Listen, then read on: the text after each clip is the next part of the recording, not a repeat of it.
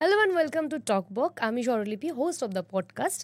তবে আজকের আড্ডা বলা যেতে পারে দুই অভিনেত্রীর মধ্যে, একজন পর্দার আর একজন মঞ্চের। আবার এই আড্ডাটা দুজন নৃত্যশিল্পীর মধ্যে, আবার এই আড্ডাটা দুজন ইউটিউবারের মধ্যেও। কে দেখা যাক আজকে আমার পডকাস্টে। আজ আমার পডকাস্টে আয়েশা। আয়েশা, কেমন আছো? খুব ভালো আছি, দারুণ আছি। এখানে এসে আরো ভালো হয়ে গেছে। খুব ভালো লাগছে যে আমার আড্ডায় তোমাকে পেলাম। আর অন্যরকম মজার আড্ডা আশা করছি হবে। এখন কিরকম কি কাজ চলছে? এই মুহূর্তে তো আমি কয়েক মাস আগে আমার একটা ডেইলি সোপ শেষ হলো, হরগৌরী পাইস হোটেল। আর রিসেন্টলি আমার আপকামিং একটা মুভি আসছে, বিনি সুতোর টান। আর এখন রিসেন্টলি যেটা নিয়ে খুব ব্যস্ত, আমি আমার একটা স্টুডিও ওপেন করেছি, তো সেটাকে এখন একটু দাঁড় করানোর চেষ্টায় আছি। তো এখন এইসব নিয়ে চলছে, সব রকম মানে মিলিয়ে চরম একটা ব্যস্ততার মধ্যে দিয়ে কাটছে। বেশ একটা অন্যরকম ব্যস্ততা যাচ্ছে। মানে তোমার যে জার্নিটা, সেটা তো অনেক ছোটবেলা থেকে জার্নিটা, মানে তোমার অভিনয়ের যে জার্নিটা, তা তোমার তখন বয়স কত? আমার কাজ শুরু হয়েছে 2005 সাল থেকে। মানে দেখতে দেখতে ইন্ডাস্ট্রিতে আমি 20 বছর পেরিয়ে গেছি। বাপরে, মানে অনেক দিন। হ্যাঁ, কত অনেক বছর বয়স থেকে করছো? খুবই ছোট, মানে 5-6 বছর এরকম বলতে হবে। মা অ্যাকচুয়ালি ভালো বলতে পারবে না, আমি যে টাইমে শুরু করেছি তো তখন আমার অত বুদ্ধি নেই, মাই বলতে পারবেন ঠিক করে। তোমার তার মানে ওই রকমই ছোট থেকেই খুব অভিনয়ের ছোট, প্রতি হ্যাঁ। একটা ছিল, যে কারণে আমার কি আমি তখন ওইটুকু বয়সে আর আমার অভিনয়ের ন্যাক আর কি, আমার কি অত বোঝার ক্ষমতা ছিল? জন্মায় মানে অ্যাকচুয়ালি ব্যাপারটা সেটা না, ব্যাপারটা হচ্ছে আমার মায়ের স্বপ্ন ছিল আমার মা অভিনেত্রী হবেন বা নৃত্যশিল্পী হবেন। আচ্ছা, এটা মায়ের সম্পূর্ণ স্বপ্নটা ছিল, কিন্তু কিভাবে কি স্বপ্নটা পূরণ করবেন সেটা উনি কোনোদিন বুঝতেন না, কারণ তখন তো এত আমাদের সুযোগ সুবিধা ছিল না। তো আমাদের পাড়ায় আগে আমি যেখানে থাকতাম পঞ্চশায়র, তো সেখানে আমাদের দুর্গাপুজোতে মানে খুব বড় করে অনুষ্ঠান হয়, বিশাল বড় করে দুর্গাপুজো অনুষ্ঠান হয়, একদম মানে 4 দিন জমজমাট অনুষ্ঠান হয়। তো সেই রকমই একটা অনুষ্ঠানের দিনে এসেছিল আমাদের পাড়ায় ডুপ্লিকেট বাপি লাহিড়ী। আচ্ছা। তো ওই ডুপ্লিকেট বাপি লাহিড়ী গান মানে তো জমজমাট, আর আমি ছোটবেলা থেকেই নাচ করি। তো ওই ডুপ্লিকেট বাপি লাহিড়ী গান শুনে আমি স্টেজে উঠে নাচতে শুরু করে দিয়েছি। তো তারপর কোইন্সিডেন্টলি কপালে হয়তো ছিল, তো আমাদের পাড়ায় ওই দিন একজন আর্টিস্ট কোঅর্ডিনেটর এসেছিলেন। উনার আমার স্টেজ অ্যাপিয়ারেন্স, পারফরমেন্স, চুলবুলিয়ানা সব দেখে খুব ইন্টারেস্টিং লাগে। আর কোইন্সিডেন্টলি তখন তারা বাংলা চ্যানেলে একটা চাইল্ড আর্টিস্টের খোঁজ চলছিল। তো সেই শোয়ের শেষে হঠাৎ করে উনি আমাকে ধরলেন, আমার মায়ের খোঁজ করতে শুরু করলেন, দেন মাকে বললেন যে এরকম আমাদের একটা চাইল্ড আর্টিস্ট দরকার। তারপর সেখান থেকে অভিনয় আসা, দেন আস্তে আস্তে আস্তে তারপর যেরকম ভাবে সিঁড়ি বেয়েছে সেইভাবে সিঁড়ি অনুযায়ী উঠে গেছে। আমরা সত্যি পুরো মানে ফ্লোয়ের সাথে গেছি, যেদিকে ভগবান নিয়ে গেছে সেদিকে ঘুরেছি, ওরকম ব্যাপার। মানে প্রত্যেকটা সাধারণ ফ্যামিলিতে যে হয়, এই ইন্ডাস্ট্রিটা যেহেতু আমাদের একটা সমাজের থেকে একদম টোটালি আলাদা একটা জায়গা, তো সেখানে রিচ করতে অনেকটা সমস্যা হয়, যেটা তোমার হয়নি। হ্যাঁ, এটা সত্যি কথা বলবো, আই এম ব্লেসড। মানে অনেকে যে স্ট্রাগল বা ওই যে যেটা হয় স্টুডিও গিয়ে ছবি জমা দেওয়া, এ করা বা অডিশন দেওয়া, আমার সত্যি শুরুর আমার এই স্ট্রাগলটা হয়নি, আমার বরং ইন্ডাস্ট্রিতে ঢোকার পরে স্ট্রাগলটা হয়েছে, আরো বড় স্ট্রাগল। ওই স্ট্রাগলটা আমার হয়েছে, বাট এমনি ঢোকার জন্যে যে স্ট্রাগলটা আমি সেটা কোনোদিনও আমি বুঝিনি, ফেস করিনি। তুমি যে স্ট্রাগলটার কথা বললে, যে ঢুকে যাওয়ার পরের যে স্ট্রাগলটা, সব থেকে বড় কথা যেটা হয় অভিনেতাদের ক্ষেত্রে, একটা জায়গা তো তৈরি হয়ে গেল, এরপর সেই জায়গাটা ধরে রাখা এবং পরপর পরপর মানে বছরের পর বছর ধরে সেই জায়গাটাকে নিয়ে যাওয়া, এটা কতটা কঠিন ছিল? ওটা তো অবভিয়াসলি খুবই একটা কঠিন ব্যাপার, এই জায়গাটাকে ধরে রাখা, কারণ সবসময়তেই একটা চিন্তা থাকে যে মুখটা যেন হারিয়ে না যায়। একদমই। কাজটা শেষ হয়ে গেল, আবার পরের কাজটা আসবে, তো কবে আসবে, এই যে একটা চিন্তা থাকে, এইটা একটা অবভিয়াসলি একটা চ্যালেঞ্জের একটা ব্যাপার আমাদের সমস্ত অভিনেত্রী শুধু বলবো না, আমাদের ডিরেক্টর থেকে শুরু করে সমস্ত ফিল্ডেরই, বিকজ আমাদের কাজটাই হচ্ছে একটা আনপ্রেডিক্টেবল জব। আমরা জানছিও না আজ কাজ আছে কি কাল কাজ নেই। তো এটাকে ধরে রাখাটা সত্যি একটা কঠিন লড়াই, বাট ভগবানের আশীর্বাদে এখনো লড়ে যাচ্ছি, আশা করি পারবো আরো লড়ে যেতে। নিশ্চয়ই নিশ্চয়ই। মানে যখন তোমার এই লড়াইটা মানে তোমার অজান্তেই শুরু হয়েছে, কারণ তখন তুমি অনেকটা ছোট, এই লড়াই বোঝার ক্ষমতা নেই, তো সেখানে তোমার হয় যে ফিনান্সিয়ালি ব্যাপারটা সেখানে তখনও ঢোকেনি, এটা অনেক পরের ব্যাপার। তো এই লড়াইটা কি তোমার মায়ের পুরোটা ছিল তোমার থেকেও?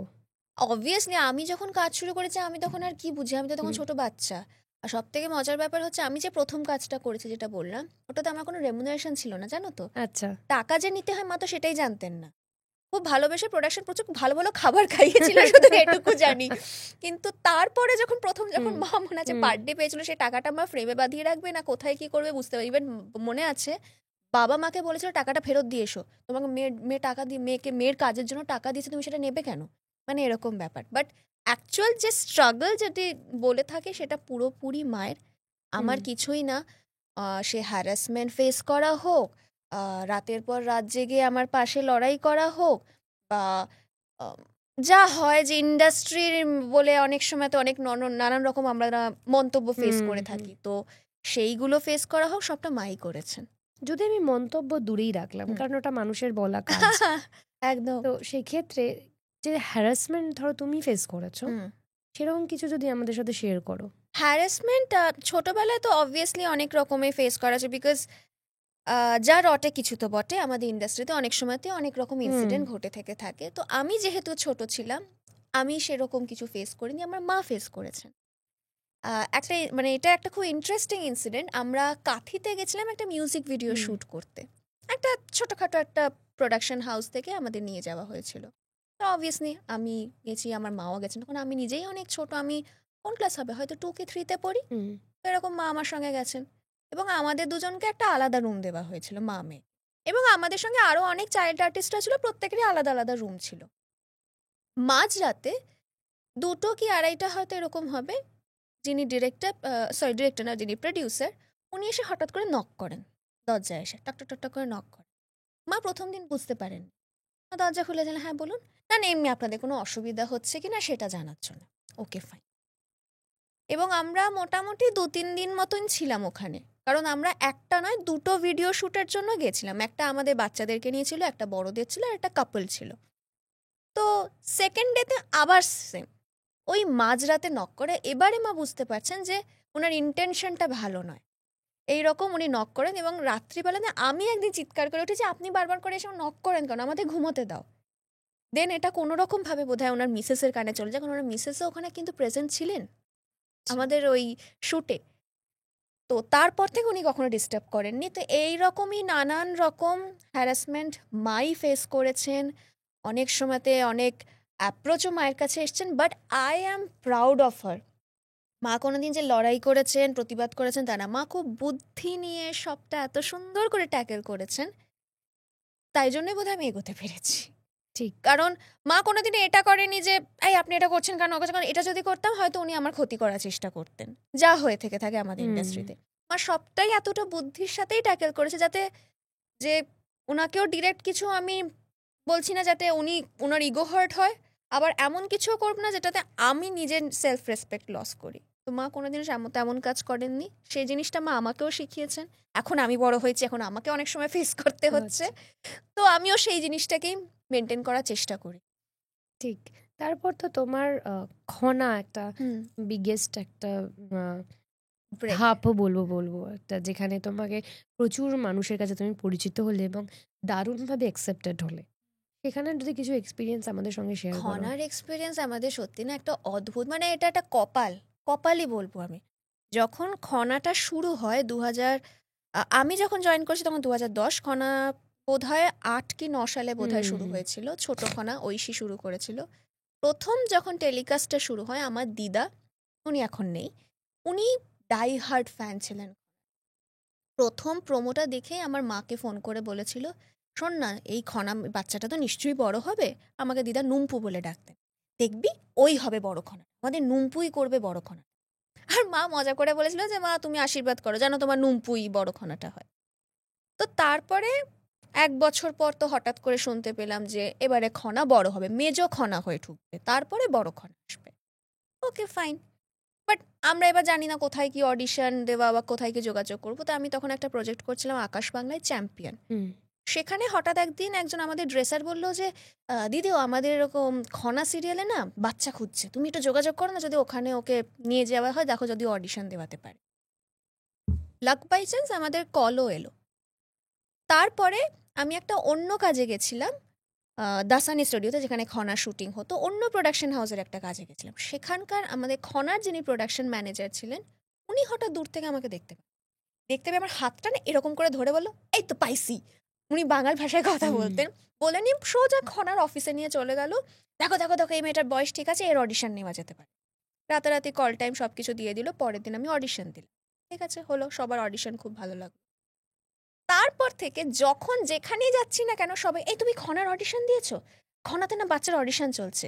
আর সব তখন আর বলে বলে টায়ার্ড হয়ে গেছে যে আমার খনায় অডিশন দেওয়া হয়ে গেছে। এমনও হয়েছে 2বার গেছি, আমাকে খনায় অডিশনে ভুল করে ডেকে ফেলেছে। ও দেখা মাত্র জানে ওর তো অডিশন নেওয়া হয়ে গেছে, আবার কি নেওয়া হবে, না না তুমি বাড়ি চলে যাও, বাড়ি চলে যাও। ঠিক আছে ওকে ফাইন। ইভেন আমাদের খনাতে অরিন্দম শীল অভিনয় করেছিলেন, উনিও একদিন আমাকে এক জায়গায় দেখতে পেয়ে বলছেন, এই তুমি খনাতে অডিশন দিয়েছো, তোমাকে আমি যোগাযোগ দিয়েছি না, তুমি যাও কথা বলো না যে আমার অডিশন দেওয়া হয়ে গেছে। তখন মা বলতেন যে তোর কপালেই মনে হচ্ছে আছে জানিস তো, ঘুরে ফিরে যেখানেই যাচ্ছে খালি খনা। আর আমার দিদা তো বলতেনই না না ওই করবে খনা। দেন একদিন খবর এলো যে খনায় সিলেকশন হয়ে গেছে এবং শ্যুট স্টার্ট হয়ে গেছে। মা শুনে একটু আপসেট হলো যে তার মানে হলো না, কোনো ব্যাপার না, ঠিক আছে। তো দিল্লিতে এবার আমার একটা শোয়ের রিহার্সাল চলছিল আর মা ছিল পার্লারে। হঠাৎ মা আমাকে ফোন করে বলছে, তখন কটা বাজে, রাত 8টা 8:30 হবে, মাম্মি তুই এক্ষুনি শ্যাম্পু কর, আমাদেরকে এক্ষুনি একটা অফিসে যেতে হবে, তোর খনা থেকে ফোন আসছে। ঠিক আছে, আমি বলছি বোধহয় অন্য কোনো সাইড ক্যারেক্টার কিছু হবে হয়তো। তো যাই গিয়ে রাতারাতি আমি শ্যাম্পু ট্যাম্পু করলাম, মাও এলো, ওখান থেকে দাসানিতে গেলাম। দাসানি স্টুডিওতে হঠাৎ করে বলছে যে না ও খনার জন্য সিলেক্ট হয়ে গেছে, আমরা আগামীকালই আমরা শঙ্করপুরে যাব, আমরা ওখান থেকে প্রোমো শ্যুট দিয়ে শুরু করবো। মা না পুরো থতমত হয়ে গেছে, মানে কালকে থেকে কি শ্যুট, মানে কি বুঝতে পারছি না। বলছে না না ও সিলেক্ট হয়ে গেছে। আর আমার ডেটটাও এখনো মনে আছে, 14ই ফেব্রুয়ারি 2010। এই 14ই ফেব্রুয়ারি বলে আরো ডেটটা মনে আছে। শঙ্করপুর দিয়ে আমার প্রোমো শ্যুট শুরু হলো, ওই খনার জার্নি শুরু। দেন শুনতে পারলাম যে একজন কেউ সিলেক্ট হয়েছিল, তার কোনো একটা অ্যাক্সিডেন্ট বা কিছু ঘটে গেছিলো, কারণ আমরা রিয়েল সোর্ট দিয়ে না আমরা শুটিং করতাম, সত্যিকারে তলোয়ার দিয়ে। ওই তলোয়ার দিয়ে শ্যুট করতে গিয়ে তার অ্যাক্সিডেন্ট হয়ে যায়। তো তারপরে রাতারাতি কে দেন আমার নামটা আসে যে এই মেয়েটাকে দেখতে পারো, একে ভালো লেগেছিল।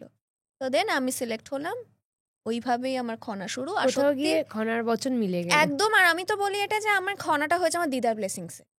উনি শুরুর দিন বলে দিয়েছিলেন যে দেখবি ওই হবে, উনার ব্লেসিংসটা কাজে লেগেছে, উনার ব্লেসিংসের জোরেই বোধহয় আমি খনাটা হয়েছিলাম।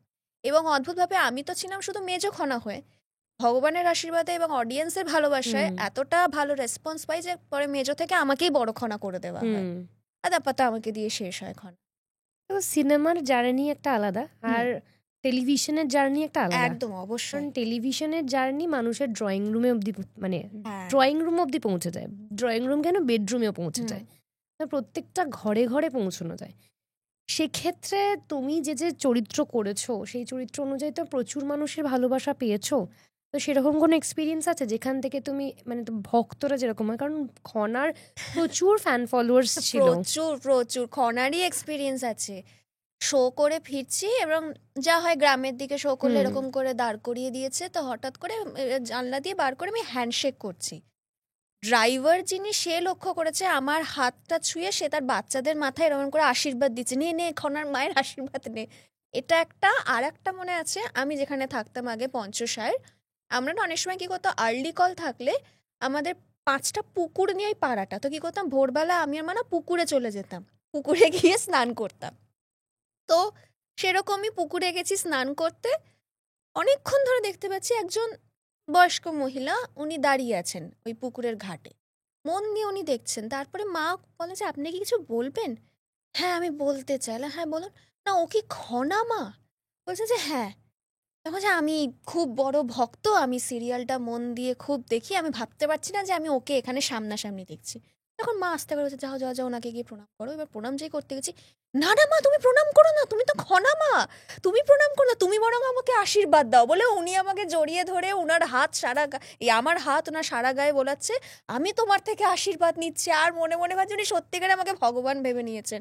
মানে অডিয়েন্স কতটা যে ডুবে যায় একটা সিরিয়াল দেখতে দেখতে, ওই খনা করে আমি সেটা বুঝতে পেরেছি। এটা শুনে আমার একটা গল্প মনে পড়লো, যেটা যিশু সেনগুপ্ত যখন মহাপ্রভু করেছিলেন, তখন ডিডি বাংলায় যখন হতো, তারপরে মহাপ্রভু করার পর যিশু সেনগুপ্তকে এমন ভাবেই লোকে অ্যাকসেপ্ট করেছিল, উনি যেখানেই যেতেন সবাই ভাবতেন যে উনিই মহাপ্রভু, উনিই চৈতন্যদেব এসছেন, ওনার পায়ে পুরো লুটিয়ে যেত। ওটাই হয় এক্স্যাক্টলি। মানে খনার টাইমে আমি এটা বিশাল আমি ফেস করেছি যে মানুষ আমাকে প্রণাম করতে দিচ্ছে না, উল্টে পারলে তারা এসে আমাকে প্রণাম করে। তারপরে খনা একটা চরম পজিটিভ একটা চরিত্র, এখন যে টেলিভিশনগুলো করছে সেখানে চরম নেগেটিভ একটা চরিত্র। তো সেখানে কিরকম ফিডব্যাক পাও? আরে বাবা, আমার বাড়ির রান্নার লোক কাজ ছেড়ে চলে গেছিল। হ্যাঁ গো, আমি পূর্ণিপুকুর বলে একটা সিরিয়াল তখন করছি স্টার জলসায়, আর তো ওই টাইমে তো আমি প্রচন্ড শয়তানি করতাম, যেটা ফেক প্রেগনেন্সির অভিনয় করছি। দিদির হাজব্যান্ডকে আমি টেনে নিয়েছি, আমি একটা এমনই তাকে ট্র্যাপে ফেলেছি। ঠিক আছে, খুব ভালো। আর তখন তো 14 ঘন্টার ব্যাপার ছিল না, সারা রাত জেগে আমাদের শুটিং হতো।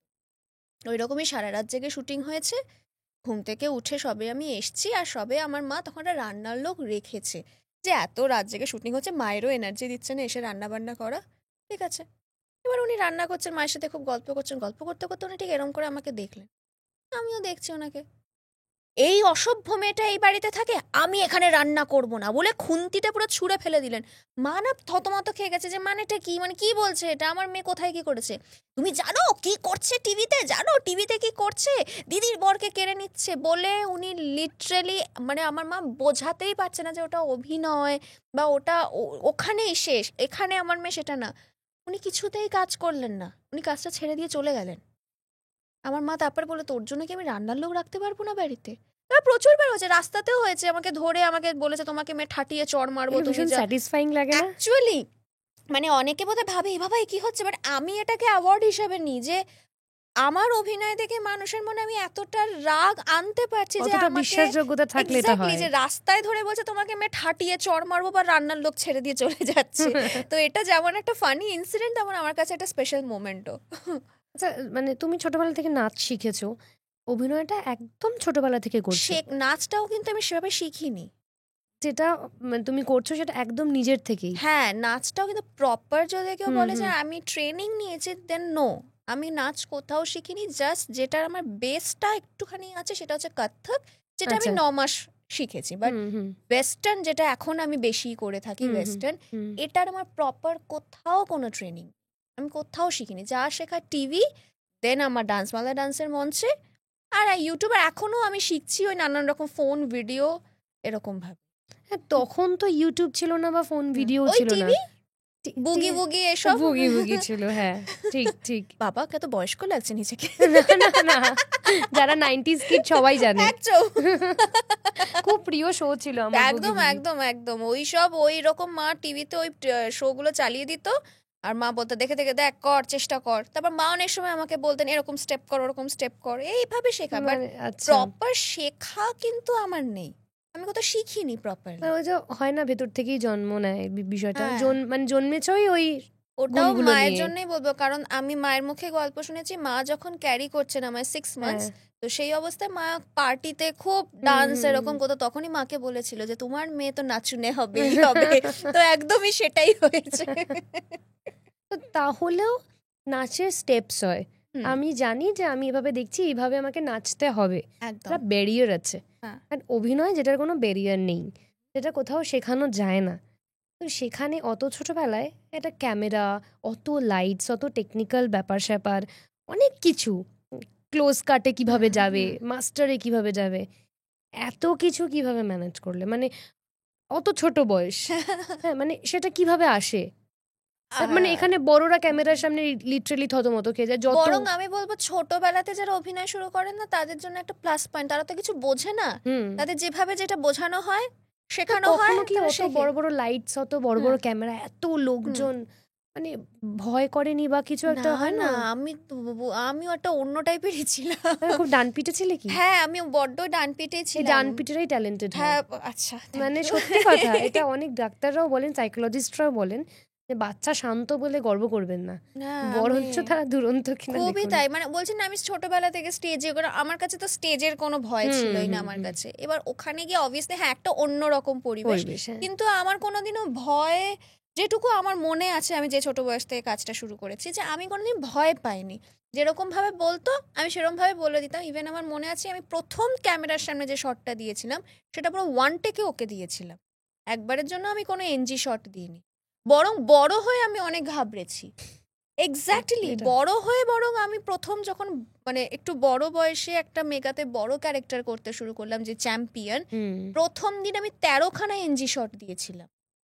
বরং ছোট বয়সে আমি স্মার্ট ছিলাম, বড় হয়ে আমি অনেক ঘেটেছি। ওই একদিক থেকে আমি বলবো মানে ছোট বয়সে যারা কাজ শুরু করে তাদের প্লাস পয়েন্ট, তাদের মধ্যে ওই ভয় ভীতি অত ওই ব্যাপারটা থাকে না, তো তাদের কাছে যেটা আচ্ছা এটা করতে হবে, মানে টিচার যা বলছে চলো হ্যাঁ করে দিচ্ছে এরকম ব্যাপার। বরং বড় বয়সে আসলে না আমরা একটুখানি ঘাবড়ে যাই, এটা করব ওটা করব, অনেক কিছু আবার নিজস্বতা কিছু চলে আসে, এক্স্যাক্টলি এটা এক্সপেরিমেন্ট করতে ইচ্ছা করে। একদমই হয়, একদমই সেটাই হয়।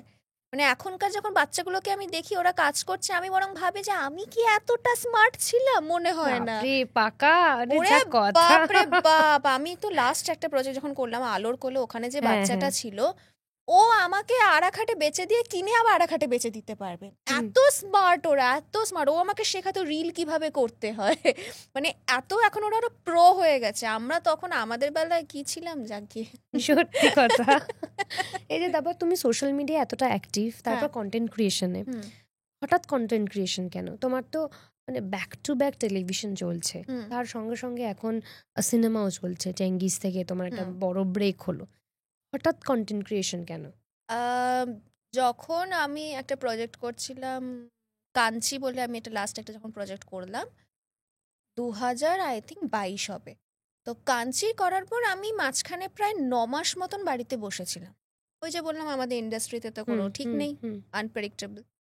তো বসে গেছি বাড়িতে, এবং আমি না ওই টাইমে একটা ডিপ্রেশনের মতন ভুগছিলাম, কিচ্ছু ভালো লাগছে না, ফ্রাস্ট্রেশন, বিকজ আমার লাইফটা খুব মানে একটা ছোট, মানে আমার দুনিয়াটা খুব ছোট, মানে আমি অত অফ থাকা মানেই যে বেরোনো ঘোরাফেরা পার্টি না, কাজ নেই, মানে সাধারণ থাকো। হ্যাঁ যতটুকু তোমাকে আমি দেখেছি মানে একদমই বাকিদের মতো নয়। এখন আমি একটু ইন্টারাপ্ট করলাম, যেটা বলতে ইচ্ছে করছে তোমাকে, একদম বলো, যে বিষয়টা তোমার মধ্যে আমার ভীষণ ভালো লাগে, সেটা হচ্ছে যে এখন যারা যারা উঠতি অভিনেত্রী সবাই যে অভিনয় ভীষণ দক্ষ তা নয়, প্রথম দিকে কেউই দক্ষ থাকে না, এক্সপিরিয়েন্সে দক্ষ হয়। তো তাদের একটা দুটো সিরিয়াল করার পরে যে বিষয়টা চলে আসে, যে চকচকে ব্যাপারটা চলে আসে, যে মানে বিষয়টা এতটাই চকচকে হয়ে যায় যে অনেক তার চারপাশে অনেক কিছু ফিকে হয়ে যায়, মানে সেখানে তার গুণাগুণ বা যেটাকে আমরা বলি ক্রাইটেরিয়া বা যে জিনিসটা থাকা প্রয়োজন, সেগুলো অনেক কিছু অবসলিউট হয়ে যায়, বাকি বিষয়গুলো অনেক বেশি হাইলাইটেড হয়। সেখানে তুমি অনেক বেশি সাধারণ, মানে তোমার ফেসবুকটা মানে অনেক বেশি মানুষের কাছাকাছি, মানে তোমার অবশ্যই কমপ্লিমেন্ট, মানে অবশ্যই কমপ্লিমেন্ট, মানে তুমি যে ভেতর থেকে কতটা শিল্পী সেটার পরিচয় দেয়। তোমার লুকস বলো, তোমার নিজেকে মেনটেনেন্স বলো, মানে তোমার ফেসবুক মেনটেনেন্স বলো, ভীষণ মানুষের কাছের, যে কারণে তোমার অ্যাকসেপ্টেন্স মানুষের কাছে অনেক অনেক বেশি। হয়তো হতে পারে, বিকজ আমার কাছে এরকম ফিডব্যাকও আসে, বিকজ আমি যে নর্মাল কন্টেন্ট গুলো বানাই আমি কখনো মেকআপ করি না, যেরকম আমি ঘরে যা জামা পরে থাকি অ্যাকচুয়ালি তাই, আমি ঘরে যেটা পরে থাকি ওটা অবস্থায় হঠাৎ আমার একটা মাথায় হয়তো কন্টেন্ট এলো, তাড়াতাড়ি করে ক্যামেরাটা আমি সেট করে নিয়ে ওই অবস্থাতেই ভিডিও বানিয়ে নিলাম। আমি যে চুলটাকেও একটু ঠিক করে বাঁধবো বা জামাটাকে একটা চেঞ্জ করে একটা সুন্দর জামা করতে কিনা আমি এটাই ভাবি যে কেন, এটা তো সিরিয়াল চলছে না, ঘরে তো এভাবেই থাকি, আমি তো ঘরে একটা কোনো রকমের একটা চুল বেঁধে কোনো রকমের একটা জামা পরে থাকি, তো আমি কেন হঠাৎ করে একটা মেকআপ করে জুয়েলারি পরে একটা অন্যরকম সাজ নিয়ে চলে একটা ফেক অ্যাপিয়ারেন্স নিয়ে কেন আসবো? আর মোবাইলটা এখন আমাদের সবচেয়ে কাছের, তো এখান থেকে মানুষ ডিরেক্ট আমার সাথে ইন্টারঅ্যাক্ট করবে, তো যেটা আমি সেটাই থাকি, এটাইতেই মানুষ যদি নাই নেবে। আর সেরকমই ফিডব্যাক পাইছে, দিদি তুমি খুব সিম্পল থাকো, তুমি একদম মেকআপ করো না, ইভেন আমার হয়তো মুখে যদি ব্রণ হয় বা দাগও হয় আমি সেটাও ঢাকি না, এটা তো আমাদের মানে আমরা তো মানুষ, আমরা তো ব্যাপার, পুতুলের মতো স্কিন নয় তো আমাদের। এক্স্যাক্টলি তাই, অনেকে লেখে তুমি একটু স্কিনের যত্ন নাও, তোমার স্কিনে অনেক ব্রণ হয়েছে, এরকমও ফিডব্যাক আসে। তো ভালো লাগে যে চলো যেটা ভেবে আমি করি কন্টেন্ট গুলো, যে মানুষ যাতে নিজের সাথে রিলেট করতে পারে, বা আমি যে একটা ঘরোয়াই মেয়ে তোমাদের মতন, সেরকমই ফিডব্যাক পাই, তো ভালো লাগে। হ্যাঁ, এরপর যে প্রশ্নটা থেকে আমরা সরে গিয়েছিলাম, আচ্ছা কন্টেন্ট ক্রিয়েশন কেন, ওই তো যেটা বলছিলাম যে হ্যাঁ মানে প্রায় 9 মাস মতন বাড়িতে বসেছিলাম, তো খুব ডিপ্রেশনে চলে গেছিলাম, বিকজ এই এক্সপিরিয়েন্সটা কখনো আমার হয়নি যে এত মাস বসে থাকা, হার্ডলি 1 মাস 2 মাস, খুব বেশি হলে 3 মাস এরকম বসেছি, বাট এতগুলো টানা মাস বাড়িতে বসে আছি ওটা আমি নিতে পারছিলাম। আর তার আগে চেঙ্গিস এগুলো হয়েছে, রিলিজ করেছে, রেসপন্স পেয়েছি খুব ভালো, তারপরে হঠাৎ করে বাড়িতে বসে যাওয়া, যেটা বললাম যে আমি খুব একটা বেরোই না, বন্ধুদের সাথেও যে খুব একটা ঘোরা ফেরা না, ছোট্ট লাইফ, সারাক্ষণই প্রায় বাড়ির মধ্যে আমি। দেন একদিন মা আমাকে হঠাৎ বললেন যে যখন টিকটক ছিল, যে তুই তো টিকটকে দেখতাম খুব সুন্দর মজার মজার কমেডি এরকম হুম। ভিডিও করতিস এবং খুব ভালো ভিউজ আসতো।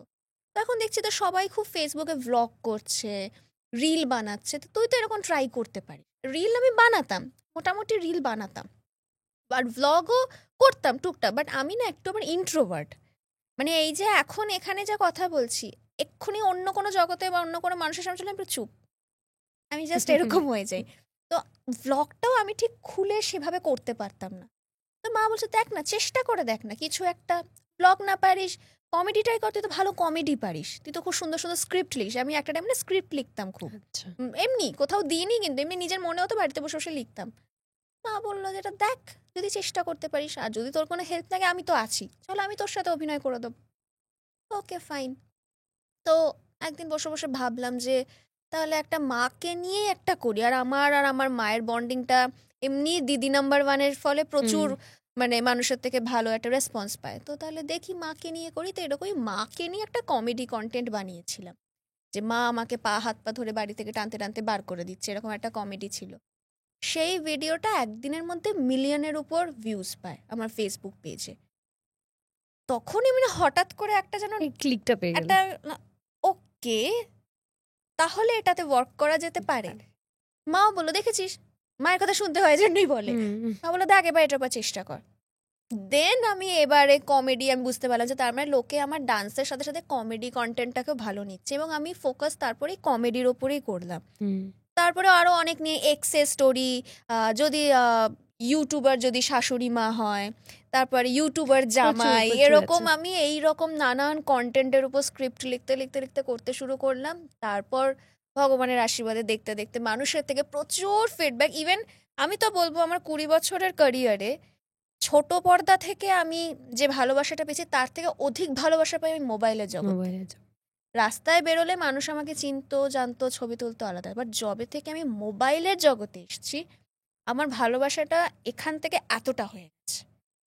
প্রচুর প্রচুর ভালোবাসা পাই, আর এটা আরো বেশি আমার নিজের প্রতি একটা কনফিডেন্স গ্রো করে যে ওকে আরো করতে হবে, আরো ভালো কাজ করতে হবে। ঠিক তাই। সো থ্যাংক ইউ আমার মাকে বলবো।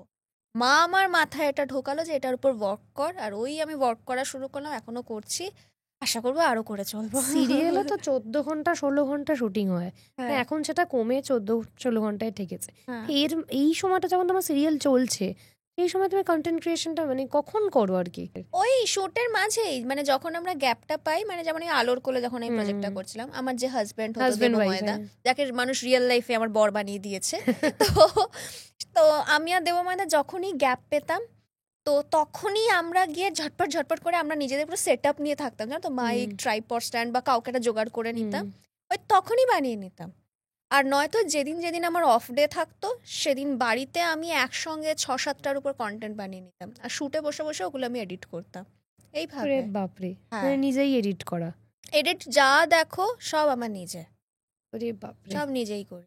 এই যে কন্টেন্ট ক্রিয়েশন, মানে এখন ফেসবুক হয়ে যাওয়ার ফলে মানুষের অবাধ বিচরণ তোমার কমেন্ট সেকশনে, তো সেইখানে আমরা বিভিন্ন রকম কমেন্ট দেখতে পাই। তো লাস্ট কিছুদিন আগে তোমার একটা ভিডিওতে খুব খারাপ খারাপ মন্তব্য এসেছিল, তো এইগুলোকে হ্যান্ডেল করো কিভাবে? আমি জাস্ট ওই মাথায় একটা গান ঘোরাই, কুছ তো লোক কহেঙ্গে লোগোं का काम ही कहना, কিন্তু তোমাকে তো জবাব দিতে হয়, আমি খুব একটা পাবলিক ফিগার। হ্যাঁ, খুব একটা জবাব দেওয়াটাকে না আমি পছন্দ করি না। এটা আমাকে অনেকে এসে তার জন্য অ্যাপ্রিসিয়েটও করে, যে যে তোকে দেখে এটা শিখি কিভাবে নেগেটিভ কমেন্ট হ্যান্ডেল করতে হয়। বিকজ আমি মনে করি এটাই যে 4টে লোক 4 রকমের কথা বলবে, সবার যে আমাকে ভালো লাগবে তার কোনো মানে। সবার শাহরুখ খান প্রিয় অভিনেতা, কারো কারো কাছে শাহরুখ খান খুব বাজে অভিনেতা, তো সেরকমই ব্যাপার, কারোর আমাকে পছন্দ হচ্ছে, কারো আমাকে পছন্দ হবে না। এখন সবাইকে গিয়ে তো আমি বলতে পারি না আমাকে ভালোবাসো, আমাকে ভালো লাগো, এমন মানে নেগেটিভ কমেন্ট একটা আলাদা জিনিস। মানে আমিও যেহেতু ইউটিউবের জগতে এসেছি নতুন, এই 6-7 মাস হলো, যদিও ভগবানের আশীর্বাদে ভালোই রেসপন্স পাচ্ছি, কিন্তু যখন আমি ইউটিউবটা মানে কয়েকটা রিলস হয় না যেগুলো প্রচন্ড রকম ভাইরাল হয়ে যায়, সেখানে যে মন্তব্যগুলো পাই সত্যিকারে কিন্তু ভেতরে টাচ করে, মানে আমি কি সত্যি ভুল করছি, মানে এতটা খারাপ হলো, মানে এটা তো টাচ করে, মানে কোথাও না কোথাও এত খারাপ মন্তব্য মানে বিভিন্ন জায়গায় আসে। আমাদের তো এখানে বিভিন্ন রকমের বিষয় নিয়ে আমরা পডকাস্ট করি, আমরা যেরকম ঠাকুর দেবতা নিয়েও পডকাস্ট করি, আমরা এপিক একটা এপিসোড মানে একদম মাইথোলজি সাহিত্য নিয়েও পডকাস্ট করছি, আবার আমরা বাংলা মদ নিয়েও পডকাস্ট করছি। আচ্ছা, মানে মানে মদ তৈরি জিনিস, মানে অ্যালকোহল কিভাবে তৈরি হয়, তার কি হিস্ট্রি, সেটা কোথা থেকে এলো, মানে বিভিন্ন বিষয় নিয়ে। তো বিভিন্ন রকম এরকম একটা রিলস হয়, তো একটা এরকম রিলসে একজন কমেন্ট করেছে, এই মেয়েটাকে তো দেখি রাস্তার মোড়ে দাঁড়িয়ে মদ খায়। তো এগুলো সিলি, কিন্তু এরকম অনেক নোংরা কমেন্টসও রয়েছে। তো সেরকম তোমার কমেন্ট বক্সেও দেখি, মানে আমি যখন প্রথমবার এটা ফেস করছি তখন আমি ভেতরে খুব নিয়ে নিয়েছিলাম, মানে প্রথম ভালো কমেন্টস আসছে, যখন আমরা একটু অন্যরকম কন্টেন্টে শিফট করছি, অন্যরকম বিতর্কিত বিষয় নিয়ে কথা বলছি, তো সেই সব কমেন্টে যখন মানে আমাকে জড়িয়ে বিভিন্ন রকমের কথাবার্তা শুরু হয়, এটা এতটা নোংরা পর্যায়ে পৌঁছে যায়। আমি একটা ছোট্ট করে শেয়ার করছি, আমার মনে হয় আমার দর্শকদেরও শেয়ার করা উচিত। তো আমি একটা পডকাস্টের বলেছিলাম, সেই পডকাস্টের রিলটা ভাইরাল হয়েছিল, মানে মিলিয়নের ওপর ভিউজ গিয়েছিল। সেটা হচ্ছে, আমি সবার কথা বলছি না, আমরা যখন মেয়েরা বাসে ট্রামে যাতায়াত করি তখন ইয়াং ছেলেদের থেকে বেশিরভাগ 50 এবং 60 পুরুষরা আমাদের সঙ্গে বেশিরভাগ অসভ্যতামি করে। আমি সবার কথা বলছি না, আমি সেটা বারবার উল্লেখ করেছি। সেখানে আমার বাবা কাকা তুলে এমন এমন খারাপ মন্তব্য, সেখানে এত নোংরা মন্তব্য হয়েছে, আমার সত্যি মানে ভীষণ মানে মানে হয় না একটা আনইজি, আমি না কমেন্টগুলো নিতে পারছিলাম না। সেখানে তোমার অনেক কমেন্টে হয়, মানে বুঝতে পারছো আমি কি বলছি, আমি নিজেও পড়েছি এই কমেন্টগুলো, বহুদিন ধরে আমার ফ্রেন্ড লিস্টে আছো। কোথাও ভাবছি কি করে নেয় মানুষ এটাকে, মানে কিভাবে ইউটিউবাররা নেয়। হ্যাঁ, আমি সত্যি বলছি, প্রথম যখন আমার বেশি খারাপ কমেন্ট আসে আমার ডান্স ভিডিওতে, শরীর নিয়েও বলতে ছাড়ছে না, কিছু বাদ রাখে না কিছু। ইভেন আমার অনেক সময় আমার মায়ের সঙ্গেও আমার যখন কোনো কমেডি ভিডিও হয়তো যদি আমি শর্টস পরে ভিডিও মানে সেখানে আমার মাকেও তুলে অনেক সময় কমেন্ট করে যে মেয়ে মাকে নষ্ট করছে, যেমন মা তেমন মেয়ে, এরকম কমেন্টও আসে। বাট আমি না, সত্যি বলতে না, আমি ওগুলোকে গায়ে লাগাই না, কারণ আমি যদি গায়ে লাগাই তাহলে আমি থেমে যাব, আমাকে থামলে হবে না। এখন চারটের ওই একই কথা, চারটে লোক চার রকমের কথা বলবে। পাশের বাড়ি কাকিমারও তো আমাদের নামে কত কিছু বদনাম করে, আমি পাশের বাড়ি কাকিমার সঙ্গে ঝগড়া করতে যাবো? উল্টাতে আমি যা আমার কাজ করা সেটা তো করেই যাব। বরং আমি এটা চেষ্টা করি অনেক সময়তে তাদের যখন কোনো নেগেটিভ কোনো কমেন্ট দেখি, আমি এটা বোঝার চেষ্টা করি তার কেন ভালো লাগছে না, কি আমার ভুলটা হয়েছে। কিছু লোক আছে যে যত ভালোই কাজ করি না কেন সে মানে ওই বলি না যে বিয়ে বাড়িতে কিছু মানুষ আসে, যত ভালোই রান্না হোক না কেন একটু হলেও বলবে যে এই রান্নাটা ঝাল একটুখানি বেশি হয়ে গেছে। তো সেরকমই ব্যাপার।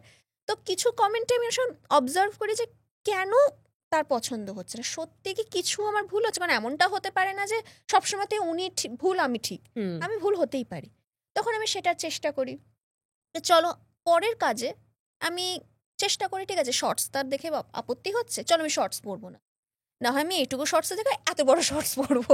আমি খুব বেশি এইটুকু ভাবতে পারি। যদি কখনো বলে তোমার নাচে অতিরিক্ত এনার্জি, ঠিক আছে চলো আমি ওটার উপর ওয়ার্ক করার চেষ্টা করি যে আচ্ছা চলো এটা এনার্জিটাকে কন্ট্রোল করি। এখন সত্যি বলছি, এমনও হয়েছে যারা একসময় আমার ভিডিওতে খারাপ কমেন্ট করতো, তারা আবার এখন তাদেরও কমেন্ট দেখি যে এখন তোমার ভিডিওগুলো দেখতে ভালো লাগছে, এখন তোমার চেঞ্জেসটা দেখতে ভালো লাগছে। তো আমি এটাই চেষ্টায় থাকি যে ঠিক আছে আজকে তার পছন্দ হচ্ছে না, কাল যাতে তার পছন্দ হয় আমি সেটা করার চেষ্টা করি। আর বাদ বাকি কে কি বললো না বললো আমার কিচ্ছু যায় আসে না, কারণ আমার যদি কাজ না থাকে তারা এসে আমাকে দেখবে না, আমারটা আমাকেই দেখতে হবে। আর ওই যে কুছ তো লোক কহেঙ্গে, তারা জীবনে ফ্রাস্ট্রেটেড, তারা কিছু করতে পারছে না, তাই তারা আমাকে দেখে জ্বলছে, জল আমার কি, আমি আমার মতন কাজ করে যাই। একদম। আগামী 5 বছরে নিজেকে কি মানে কোন জায়গায় দেখতে চাও? অবভিয়াসলি অভিনেত্রী হিসেবে তো আরো অনেক বড় জায়গায় পৌঁছতে চাই, আমি ছোট পর্দা থেকে বড় পর্দায় নিজেকে দেখতে চাই। আর কন্টেন্ট ক্রিয়েটর হিসেবে অনেকটা দূরে এগোতে চাই। এই যে তুমি বললে মানে অভিনেত্রী হিসেবে বড় পর্দায় অনেকটা দূর যেতে চাই, একটা অভিনেত্রীর তো খিদেটা মানে কমে না, যতই তুমি খাবার দাও ততই খিদে বেড়ে যাবে। তো সেখানে তোমার নিজেকে কিরকম ধরনের চরিত্র দেখার খুব ইচ্ছে? আমার খুব সিরিয়াল কিলারের অভিনয় করার ইচ্ছা, কারণ এই যে বললে তুমি যে আমি নেগেটিভ রোল করি, আমার প্রচন্ড ভালো লাগে নেগেটিভ রোল প্লে করতে। বাট অনেক বেশি চ্যালেঞ্জিং অ্যাকচুয়ালি। সব থেকে কঠিন অভিনয় যদি বলি দুটো, একটা হচ্ছে কমেডি আর একটা হচ্ছে নেগেটিভ। লোক হাসানো চারটিখানে কথা নয়, তবু বলবো নেগেটিভ রোল করে দেওয়া যায়, বাট লোক লোককে হাসানো যে কতটা কঠিন, যখন আমি বুমেরাং করেছিলাম, বুমেরাং অভিনয় করতে গিয়ে আমি শিখেছিলাম যে কমেডি ক্যারেক্টার করাটা কতটা কঠিন। আর নিজেও এখন যেহেতু কমেডি কন্টেন্ট ক্রিয়েট করি, তো আমি এখন আরও ভালো করে বুঝতে পারি। তো সিরিয়াল কিলারের আমার ভীষণভাবে অভিনয় করার ইচ্ছা। ওই যে একটা সাইকো ব্যাপার, যে মেয়েটা এই হাসছে আবার মুড চেঞ্জ করছে, আমরা হয়তো জানতেও পারছি না যে এই খুনি, কিন্তু সে সাংঘাতিক ভয়ঙ্কর একটা খুনি। তো এরকম ধরনের আমার চ্যালেঞ্জিং রোল করার খুব ইচ্ছে। এই আমার এই ভিডিওটা যেন কোনো ডিরেক্টরের কাছে পৌঁছে যায়। নিশ্চয়ই পৌঁছবে। এছাড়াও তোমার মানে হয় না একটা, এটা তোমার একটা ধরো ড্রিম ক্যারেক্টার, এছাড়াও যে অনেক রকমের নিজেকে ভাবে এক্সপ্লোর করার জায়গা থাকে, মানে সেরকম কোনো ধরো কোনো লিটারেচার বা এরকম ধরনের কোনো কাজ, এখন তো অনেক রকমের কাজ হচ্ছে, মানে বাংলা সিনেমা নিয়ে অনেক এক্সপেরিমেন্টও হচ্ছে। এছাড়া এছাড়া এছাড়া বলতে তুমি কিরকম বলতে চাইছো? মানে তোমার যে কোনো পছন্দের জনরা হতে পারে, একটা তো হলাম সাইকো কিলার হোক বা থ্রিলার, এছাড়া অভিনয় যদি বাইরে যদি আমি নিজেকে বলি, এছাড়া অভিনয়ের বাইরে, অভিনয় দিক থেকে এটাই বলে, কারণ অভিনয়ের বাইরে আমার আর মানে অভিনয় মধ্যে আর আমার কিছু মাথায় আসছে না এই মুহূর্তে। আর অভিনয় বাইরে যদি বলি, এছাড়া যদি আমি নিজেকে কিছু অন্যরকম ভাবে দেখতে চাই, তো আমার খুব শখ যে ইউটিউব ফেস্ট হয়, ওই ইউটিউব ফেস্টে যদি কোনোদিনও আমার চ্যানেলটাকে আমি দেখতে পাই, যে ওখানে আমার চ্যানেলের প্রমোশন হচ্ছে, আমার অডিয়েন্সরা দেখতে পাচ্ছে যে আমি সেখানে আছি, এটা আমার একটা ড্রিম আছে। তুমি কন্টেন্ট ক্রিয়েটার, তো মানে আমি যেহেতু তুমি ডিজিটালি অনেক বেশি অ্যাক্টিভ, সেই মানে অনুযায়ী কথাটা বলছি, এখন ইন্ডাস্ট্রিতে সোশ্যাল মিডিয়াটা খুব ইম্পর্ট্যান্ট একটা জায়গা, যেখানে তোমার ফলোয়ার্স, তোমার রিলস ভীষণভাবে ইম্প্যাক্ট ফেলছে। মানে এখন চরিত্রায়নের সময় খুব দেখা হয় তার ফেসবুক বা ইনস্টাগ্রামে ফলোয়ার্স কতটা, শুনছি এরকম, হ্যাঁ শুনছি না, এটা হচ্ছে, হ্যাঁ মানে এটা শুনছি খুবই হচ্ছে, ওটাই বলছি, মানে শুনছি এরকম খুবই হচ্ছে। হ্যাঁ, তো সেইটা নিয়ে তোমার কি মনে হয় যে এটার গুরুত্বটা কতটা? এটার গুরুত্বটা সত্যি এখন অনেকটা বেশি হয়ে গেছে, ইটস ট্রু, বিকজ আমি নিজেও এই প্রশ্নটা একবার পেয়েছিলাম। একজন খুব নামকরা প্রডিউসার আমাকে একবার ফোনে জিজ্ঞাসা করেছিল যে তোর ইনস্টাগ্রামে তোর কত ফলোয়ার্স রে, এই প্রশ্নটা আমার কাছে এসেছিল। সেদিনই আমি 2-4 করেছিলাম যে আমি এটা শুনছি, তার মানে সত্যি এটা হচ্ছে। তো একদিক থেকে কিছুটা বলবো হ্যাঁ ভালো, যে হ্যাঁ অনেক মানুষেরা তো মাধ্যম বুঝতে পারে না কিভাবে আসবো, তারা হয়তো সোশ্যাল মিডিয়ার মাধ্যমে তারা কাজ পাচ্ছে, ওকে ফাইন।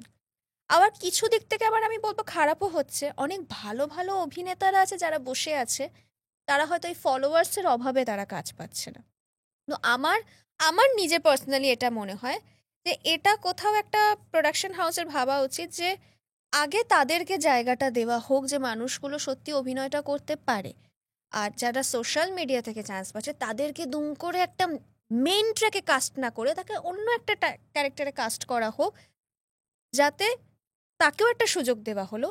আবার যে অভিনেতারা অনেক বছর ধরে অনেক ভালো ভালো অভিনেতারা বসে আছে, তারা যেন একটা ভালো রোলে কাজ পায়, এইটা আমার মনে হয়। কারণ অনেক সময় হচ্ছে লাইক আমি কথা নিজেকে বসে বসে হয়তো আমি বাদ পড়ে গেলাম, আমার জায়গায় কোনো সোশ্যাল মিডিয়ায় কোনো এই বলতে যাচ্ছি যে তুমি তো সোশ্যাল মিডিয়া থেকে ওঠোনি, তুমি অনেকটা লড়াই করে অনেকটা জার্নির পর আজকে এই জায়গাটা হোল্ড করছো। তো আজকে তো আমার উল্টো দিকে এমন একজন, সে নন অ্যাক্টর, তার ফলোয়ার্স এখন হচ্ছে, অনেক ইনফ্লুয়েন্সাররা কাজ করছে যারা নন অ্যাক্টর, মানে রিলসে অভিনয় করা আর ক্যামেরার সামনে সিনেমায় অভিনয় করা আকাশ পাতাল তফাৎ, কিন্তু তোমাকে তার সঙ্গে অভিনয় করতে হচ্ছে। এটা কি অভিনেতার শাস্তি না দর্শকেরও শাস্তি? মানে সহ অভিনেতার কথা বলছি। সহ অভিনেতার শাস্তি অবশ্যই, কারণ একটা মানে ভালো, মানে আমি নিজেকে বলছি না, যে তোমাকে ভেবেই বলছি, কোনো মানে ভালো কোনো অভিনেতা বা অভিনেত্রীর অপোজিটে এমন কোনো অভিনেতা অভিনেত্রী এলো যে তাকে সোশ্যাল মিডিয়া থেকে চান্স দেবে, কিন্তু অভিনয় দিক থেকে সে জাস্ট লবডঙ্কা, তার জন্য অবভিয়াসলি অভিনেতাই নয়, তার জন্য অবভিয়াসলি শাস্তি, কারণ সে চাইবে সিনটা ভালো হোক, কিন্তু দায়িত্ব নিয়ে অপোজিট অ্যাক্টরটা সে এরকম করে ডুবিয়ে দিচ্ছে সিনটা, তো তার জন্য একটা শাস্তি হয়ে দাঁড়ায়। আবার যদি ভালো কো অ্যাক্টর হয়, সে সেটাকে শাস্তি হিসেবে নেবে না, সে চেষ্টা করবে উল্টো দিকে মানুষটাকে ভালো করে শেখানো যাতে সে ভালো করতে পারে। আর হ্যাঁ, দর্শক হিসেবে দুটো জিনিস হয়, যারা যে সিলেক্ট হবে তার যদি ফ্যানেরা দেখে তাদের জন্য এটা খুব খুশির খবর যে আমি আমার পছন্দের মানুষকে দেখতে পাচ্ছি ছোট পর্দায়, আর যারা অভিনয় দেখার জন্য সিরিয়ালটা দেখে তাদের জন্য আমার কিছুটা শাস্তি হয়ে দাঁড়াবে যে আরে এটা কাকে নিয়ে নিলে, তো অভিনয়টাই করতে পারে না। তো এটা হওয়াটা খুব সবাই, তাই জন্যই বলছি তো যে সোশ্যাল মিডিয়া থেকে যাদেরকে কাজে নেওয়া হচ্ছে, ঠিক আছে নিক, নেওয়া হোক, ডেফিনেটলি, কেন নেওয়া হবে না, নয় তাদেরকে একটা কিছু ওয়ার্কশপ বা ট্রেনিং কিছুর একটা মাধ্যম তাদের দেওয়া হোক, যাতে তারা ভালো করে অভিনয়টা জেনে শিখে আসে। অভিনয় করাটা চারটিখানে কথা নয়, আমাদের লাইট নেওয়া জানতে হয়, আমাদের ক্যামেরা অ্যাঙ্গেল নেওয়া জানতে হয়, আমাদের কো অ্যাক্টরের সাথে ডায়লগ ডেলিভারিটাও আমাদের জানতে হয় যে কোন ডায়লগের পর কীরকমভাবে ডায়লগটা বলা উচিত। একটা হ্যার মধ্যেও 4টে ভেরিয়েশন থাকে। এই জিনিসগুলো তাদের জেনে শিখে আসা আমার মনে হয় উচিত। আমি অনেক ছোট হিসেবে বোধহয় আমি অনেক বড় কথা বলছি, বাট এত বছর অভিনয়ের ওটাই বলছি, এত বছর অভিনয়ের এক্সপিরিয়েন্স দিয়ে বলছি এটা তাদের শিখে আসা উচিত। দুম করে তাদেরকে একটা মেন ট্র্যাকে কাস্ট করে দেওয়া হলো, আর এদিকে অনেক ভালো ভালো অভিনেতারা তারা হয়তো টুকটাক সাইডে কোনো টকি আর্টিস্টের হিসেবে কাজ করছে। এটা মনে হয় কোথাও একটা নাইনসাফি হচ্ছে। তাদেরও একটু স্ট্রাগলটা দেখা উচিত যে অভিনয়ের স্ট্রাগলটা কি হতে পারে। আমরা যখন টেকনিক্যাল পার্ট নিয়ে কথা বললামই, তো একটা প্রশ্ন খুব করতে ইচ্ছা করছে। এত বছর ধরে কাজ করছো, গানের একটা প্র্যাকটিস হয়, নাচের একটা প্র্যাকটিস হয়, প্রত্যেকটা জিনিসের একটা প্র্যাকটিস হয়। অভিনয়টা কিভাবে প্র্যাকটিস করতে পারে, মানে তুমি কিভাবে করো আর কি?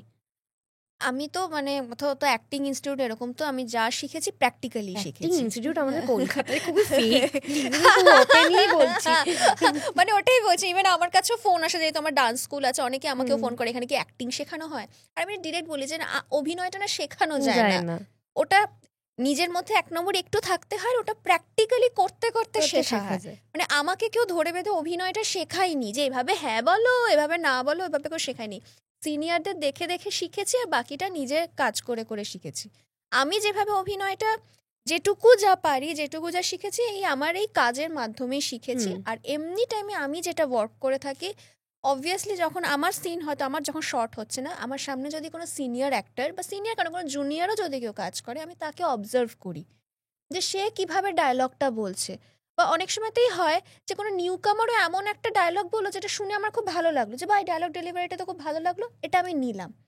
1 নম্বর এটা এইভাবে আমি অবজার্ভ করি যে একটা সিনিয়র বা জুনিয়র কিভাবে কি কাজটা করছে। 2 নম্বর, ডিরেক্টর কিভাবে শেখাচ্ছে এভাবে লাইটটা নাও, এভাবে অ্যাঙ্গেলে দাঁড়ো, সেটাও আমি অবজার্ভ করি যে আচ্ছা আমি বোধহয় এটা ভুল করেছি, আমার বোধহয় শটটা এভাবে দিলে আরও ভালো হতো।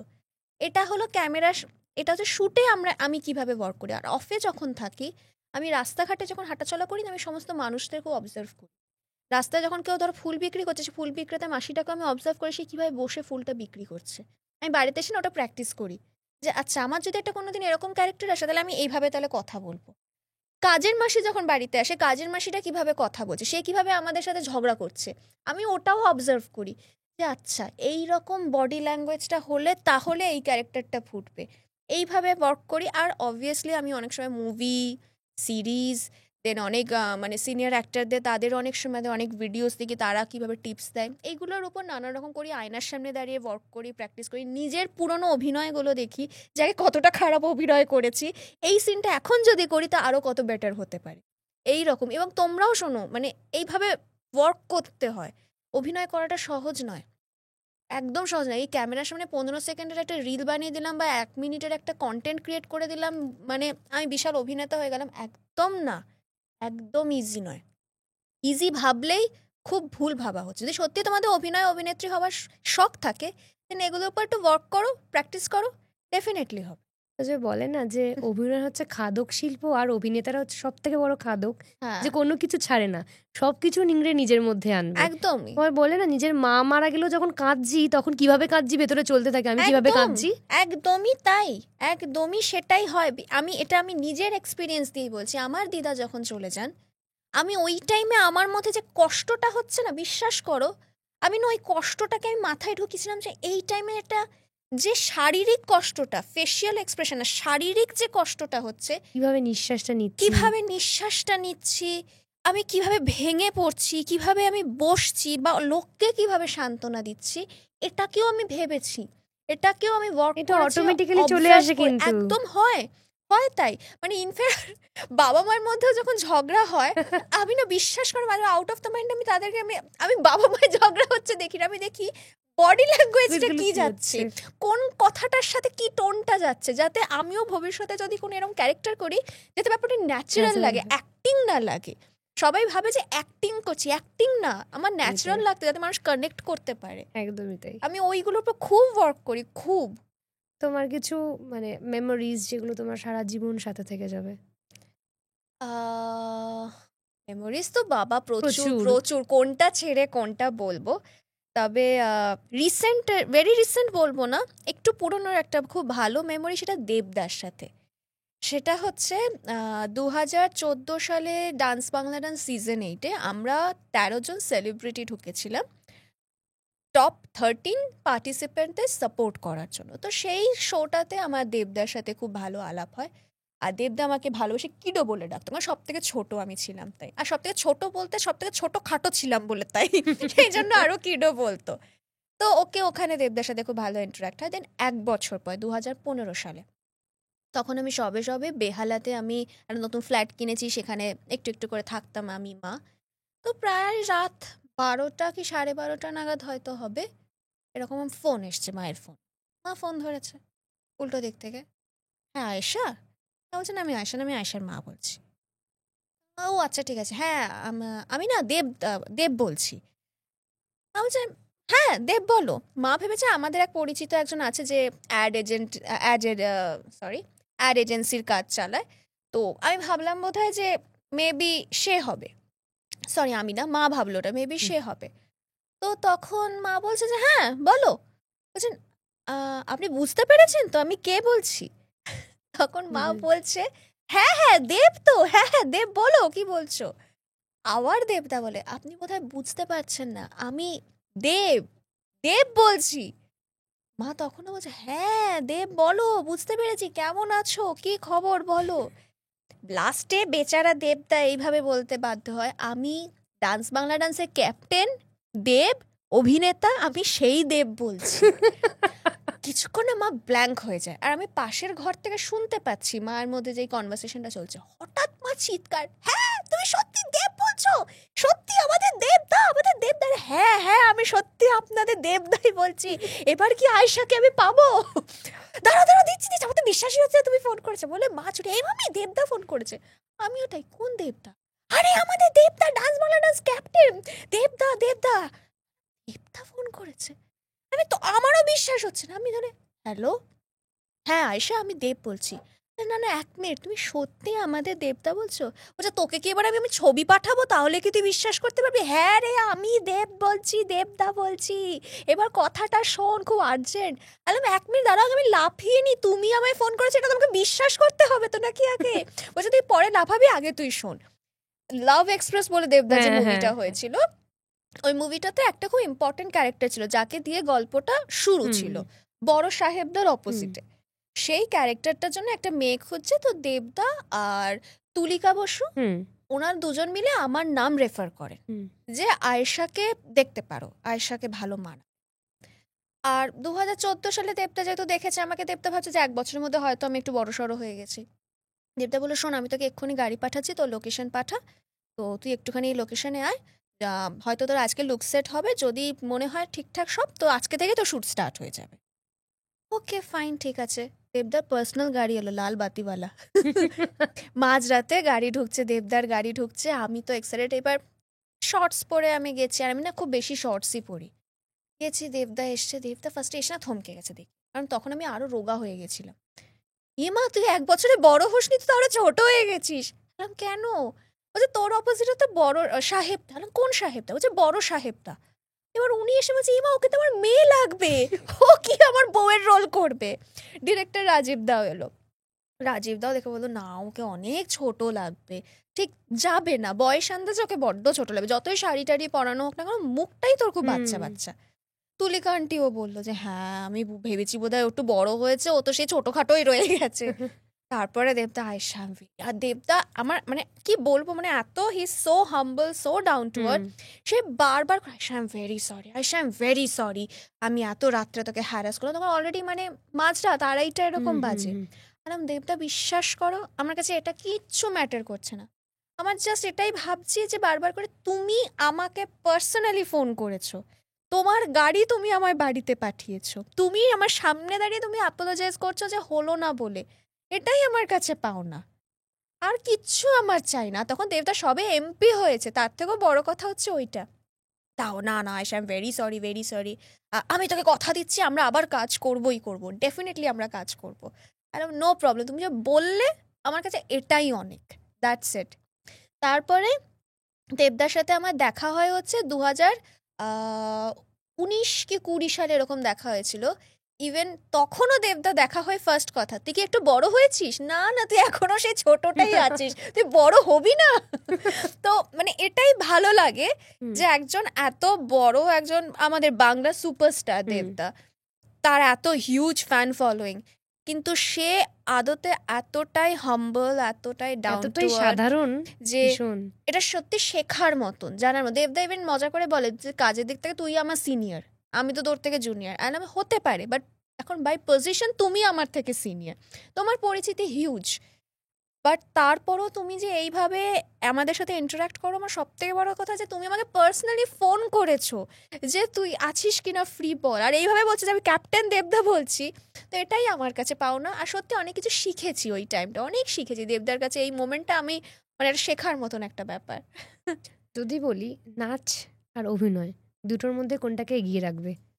हे प्रभु, अरे हमारी जान मांग लो, ये क्या पूछ लिया, हे प्रभु আমি বাড়ি যাচ্ছি। আরে একটু হলেও কে এগিয়ে থাকবে? অবভিয়াসলি নাচটাই থাকবে এগিয়ে, বিকজ আমি সবসময় বলি dance is my life, acting is my passion. তো নাচটাই এগিয়ে থাকবে, বাট অভিনয় তুমি রাগ করো না প্লিজ, তুমিও আমার সঙ্গে আছো, তুমি আমার সেকেন্ড ওয়াইফ, তুমিও আছো আমার সঙ্গে। তোমার কাছে প্রেমের ডেফিনিশন কি? আমার এক্সপিরিয়েন্স খুব একটা ভালো না, তো তাই জন্য প্রেম টেম করনি? না করেছি, কিন্তু ভালো না, এই জন্যই এত ভালো ভিডিও বানাতে পারে এক্সকে নিয়ে। একদম তাই। মায়ের সঙ্গে বন্ধুত্ব কেমন? ও বাবা, একদম মানে too much frank, too much, মানে অতিরিক্ত, মানে মাঝে মধ্যে কেউ বিশ্বাসই করতে চায় না যে ওটা আমার মা। মানে যারা জানে না তারা বিশ্বাসই করে না। ইভেন আমি আমার ফোনে যেভাবে কথা বলি, পাশ থেকে শুনলে যে কেউ ভাবে কোথায় আমি বয়ফ্রেন্ডের সাথেই কথা বলছি, এইভাবেই আমরা কথা বলি। হ্যাঁ বলো, আচ্ছা খেয়েছো তো, তুমি খাচ্ছো, আচ্ছা রাখছি, এইভাবে আমরা কথা বলি। প্রথম ব্রেকআপও মায়ের কাছেই শেয়ার করা? না না, প্রথম গুলো বরং যদি মাকে জানাতাম বরং ভালো হতো, ওইটাই ভুল করে ফেলেছি। তখন ছোট ছিলাম তো, তখন তো ভয় পেতাম যে যা হয় ছোট, মা জানলে মা বকবে মারবে এরকম ব্যাপার। তো যদি মা যখন ধরতে পেরেছিল ব্যাপারটা, মা বলেছিল যেটা ঠিক নয়, যেটার দিকে তুই এগোচ্ছিস সেটা কিন্তু তোর ঠিক না। আজকে ভাবছিস যে মা তোর শত্রু, বাট কালকে বুঝবি যে মা যেটা বলছে ঠিকই। তো একদমই তাই, যা যা বলেছে তাই তাই মিলেছে, একদম মিলেছে পুরো। আমি তো সব সময় বলবো যে যদি তোমার প্রেজেন্টকে নিয়ে তোমার মা বাবা বলে থাকে যে এটা ঠিক নয়, আমি বলছি সময় থাকতে থাকতে সরে যাও, পরে কিন্তু পস্তাবে। মায়ের থেকে বড় জ্যোতিষী কিন্তু হতে পারে না, আমি নিজের এক্সপেরিয়েন্স দিয়ে বলছি, আমি বিশাল আমি ভুক্তভোগী। তাই এখন যেই মেসেজ করুক যাই করুক, দেখো তো ঠিক কি এখন এটাই। তবে রিসেন্টলি তবে মায়ের একটা প্রেডিকশন ভুল হয়ে গেছে, মাঝখানে মায়ের একজনকে খুব পছন্দ হয়েছিল, বাট পরে ব্যাপারটা ফ্লপ কেস বেরিয়ে গেছে। মা মেয়ে একসঙ্গে ছেলে দেখার ব্যাপার একটা আলাদা, কিন্তু মা এখন ডেসপারেট হয়ে গেছে। এটা আমার আর আমার মায়ের সঙ্গেও চলে এখন, ডেসপারেট মানে এখন যদি মানে এখন মানে আমি একটা কন্টেন্ট বানিয়েও ছিলাম যার জন্য, যে ছোটবেলায় মা বলতে তুই এই ছেলেটার সাথে কথা বলে দেখ, আর এখন উল্টো তুই ছেলেটার সাথে কথা বলে দেখ না। মানে এখন এটা হয়ে গেছে, মানে এখন মা বলে একটু ভালো করে ছেলেদের সাথে কথা বলতে পারিস না, একটু মিষ্টি করে কথা বলতে পারিস না, কর্কশের মতো করে কথা বলিস কেন, একটা কাজ করবি তুই না। আমার আর মায়ের ফোনে না গলা এক লাগে, কেউ ধরতে পারে না। মা মাঝে মধ্যে বলে ছেলেটা এখন ফোন করবি না, তুই কথা বলবি না, আমাকে দিবি, আমি তোর হয়ে কথা বলে নেবো। আলাম ঠিক আছে, তারপর সামনাসামনি তো হবো, তখন দেখবে আমি এভাবে কথা বলছি, ও তো হিসাবটা মেলাতে পারবে না যে কি হলো, সামনে এরকম ফোনে ওরকম কেন। মা এখন ডেসপারেট হয়ে গেছে, মানে পারলে আমার মা একটা ইনভিজিবল মালা নিয়ে অল টাইম রেডি আছে, যে একটা ছেলে ঠিকঠাক লাগলে হ্যাঁ রেডে পড়ি দে, এরকম ব্যাপার হয়ে গেছে। তোমার কাছে সাকসেস মানে কি? আমার কাছে সাকসেস মানে সব দিক থেকে বলবো মা বাবার মুখে হাসি, যে তারা প্রাউডলি দেখছে যে আমার মেয়ে যে কাজটা করছে ভালো কাজ করছে।